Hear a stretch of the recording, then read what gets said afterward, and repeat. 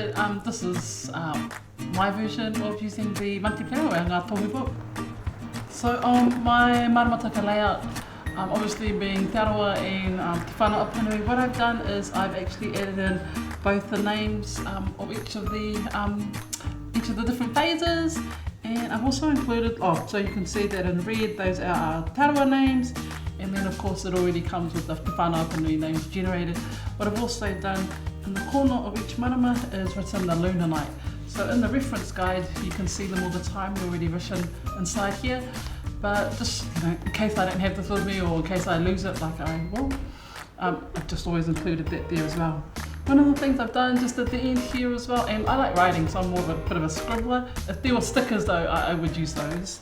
And so I've added in the names and then added in the different colours. And again, the colours that mean something for me, te rākau nui, because of the kōrero in terms of the wairua at that particular stage, and rākau mātohi, I've used purple because for me purple is like, up here in terms of our thinking.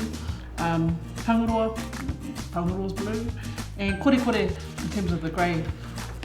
And you can see how that's carried over into the yearly layout. What else have I done in there? Every now and then you can see a green, so my colour scheme has got a bit of a green in there as well for something else. I spent a lot of time writing, I just kind of dumped everything in there and really wanted to think about 2019 and what it meant, and then some of the learnings from there. And when it came to doing the my goals for the year, I separate mine out into 5 key areas in terms of hauora, haerenga, whānau, mahi, mātauranga and pūtea. So I've been really clear, and I actually even write down the numbers because I want to measure it and see if I'm any good at it at the end of the year. Layout wise, again you can see the colours come through, similar to Geneva. I've lined out kore, and then on this side of the page I just kind of had a bit of a tutu or something that I wanted to do, and I've added in some notes, but I wanted to start setting out what my priorities were for the month, and then the new retinga or the new habits that I had to create to get to my goals. So I'm only going to trial it out, so you can do different things on your puka.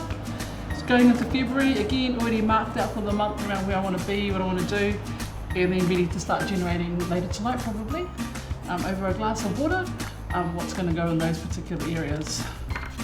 And moving on, and I normally calibrate my monthly planner to a quarterly phase and then start again, have a check out. So I don't know what April's going to look like yet, but I'll give it a go. So yeah, that's how I use my Nga Tohu.